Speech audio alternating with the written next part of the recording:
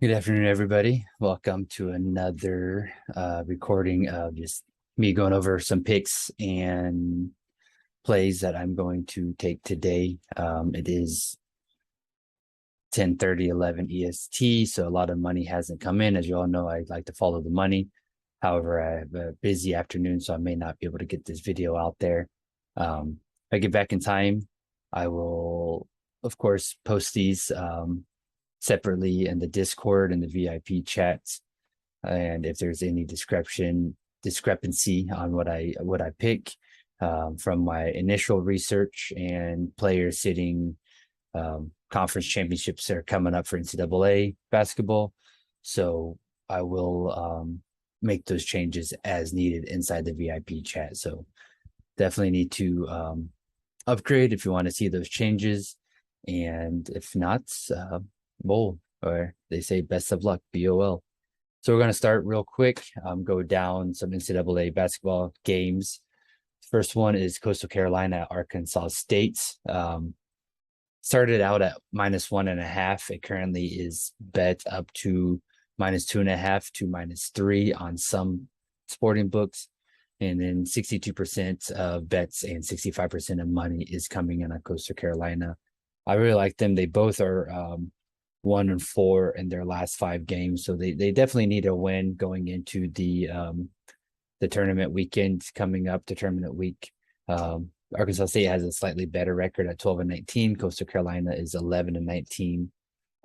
However, they are home, and Arkansas is traveling a little bit, so we'll just have to. So I like Coastal Carolina at home today. They are 5-7 home, and Arkansas State is 5-8 against the spread. So not the best teams, but straight up and overall, they are 10-6 at home. Coastal Carolina is, but with the bets coming in, the percentage, they are home. Arkansas is traveling. I like them at -3. Well, I got them at -2.5. You can find the -2.5 and DraftKings and FanDuel Bet365 as well. We're gonna go on to IU. So IU is facing Iowa.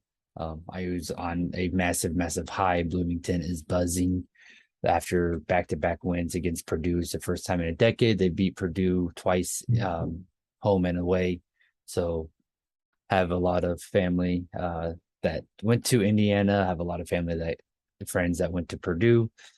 So it's definitely rivalry amongst all rivalries. But I think they're going to keep that going in the Big Ten. So trying to get that top seed, Big Ten is really tough usually.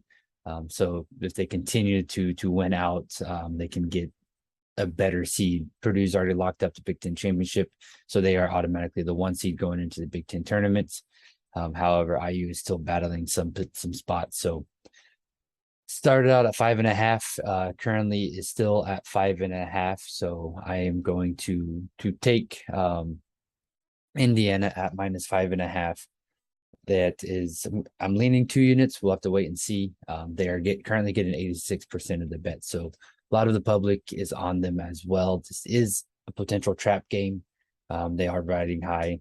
So we'll just have to wait and see where that money comes in right before game time.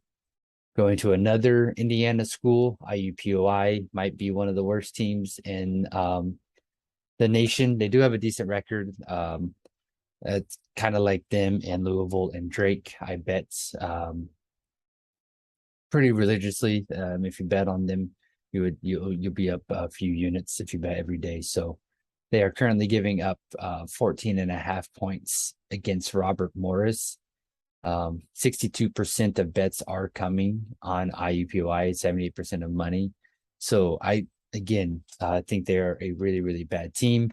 14.5 is a lot, is a high number. So Robert Morris is 4-1 in their last 5 games. IUPUI is 1-4. Again, with that money spread. So I am leaning Robert Morris the first half at -7. So if you can get Robert Morris first half at -7, that is currently a lean. And then again, we'll wait and see when game time starts where that money comes in. Robert Morris is 15-16. IPOI is 5-26 on the year. So again, we'll just have to wait and see where that money goes. But -7 first half, Robert Morris. That definitely looks like a good play to me. Again, next now we have good old Louisville. So, like I said, Louisville, Drake, Indiana State, and Robert Morris have been some of the teams that I have been following most of the year. Louisville is facing a Virginia Tech team. Currently, 45% of bets are coming in on Virginia Tech at 65% of the money. They're -10.5, 16-13 versus 4-25. Again, Louisville is one of the worst teams in the nation. So 14.5 or 10.5 is definitely very, very doable. So I'm going to go with Virginia Tech at -10.5 on that. And now the last play where 48% of the money or 40% of the bets are coming in and receiving 68% of the money is Kent State versus Ohio. Both teams are 4-1 in their last 5. Kent State are 8-point favorites. I'm trying to find them here on the sheets so I can talk a little bit about their records here recently. So yeah, like I said, 48% of bets are coming in on 68% of money. Kent State is 8-point favorites. They started out at 9, so the money is the line is dropping in favor of Ohio. So that's risk for a trap line to see. So Kent State's 4-1 their last 5. Ohio are 4-1 and their last 5, both 3-2 against the spread. So again, I like Kent State on the at home here. They're 23-6. Ohio 17-12. So I do like Kent State -8 at home going into again the championship weekend. Hopefully, if they win, get runner up, they most likely will have a bid into the NCAA tournament. So now we are going to some NBA action. I didn't see a lot of good picks today. We have Washington and Atlanta. So Porzingis is questionable with that, as you know, big man out he's the top rebounder. I'm going to go with Capella. He is at over 10.5 rebounds at +115. Just take buy the extra rebound and go with 10 rebounds. It should be -140, -145. Again, if he gets 9, he's going to try and get that double-double. They say stats don't matter, but they definitely do look at it. Capella is a rebounding machine. And the line opened up at Hawks -5 and is currently at -6.5 or -7, depending on the book. So that is another lean. So I'm leaning Hawks at -6.5 on that. But Capella over 10+ rebounds. Or again, I'll have to look at the odds. That's a play. Lock it in. Hawks -6.5 is a lean. Now we go to the Clippers versus Memphis, the Grizzlies. So Ja Morant's getting a lot of heat for valid reasons, saying that nobody in the West threatens him. Also said that I don't know if we all know, but he had a little run-in with some fans. He had a run-in with Uncle Shannon Sharpe. So with that being said, LeBron is out with the Lakers. So Lakers are LeBronless. Huge blow to them. They are opened at +3.5, is now bet down to -9 for Memphis. That's a massive swing, even with one of a superstar out. But I like the under here. So I think Los Angeles is going to try to control the pace, slow down the pace. Memphis is fast. They're young. They're going to come out with a vengeance. And they're going to try and run up the score. But again, I think Los Angeles, with their new additions, if this becomes a shootout, this could be 250 points. But again, I think Los Angeles is going to slow the pace down. Memphis is traveling Los Angeles is traveling to Memphis, so it's going to be a different time zone. So I like the under 2.5 or under 230.5. And then we have the Kings at -2.5. That is another pick. They just reached the +10 above 500 for the first time in I think like 14 years. They're playing a streaky Oklahoma City team, Oklahoma City Thunder. The 2.5 point favorites on the road. So that's a typical thing that I look at when I stay away. But Thunder are 1 of 4 in their last 5 games. Again, they're a streaky team. Kings are 4-1. Kings are playing really, really good ball. 80+% of bets are coming in on Sacramento. So I really, really like Sacramento here on the road. So that, again, you give them 2 to 3 points if they were home team. So you would give around -5, -5.5 to -6. And I still think they could cover that -6 if they were playing at home. 35-25 against 28-32.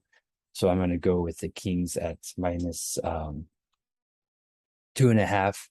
And I also like the under. 235 is a lot of points. It is the Western Conference.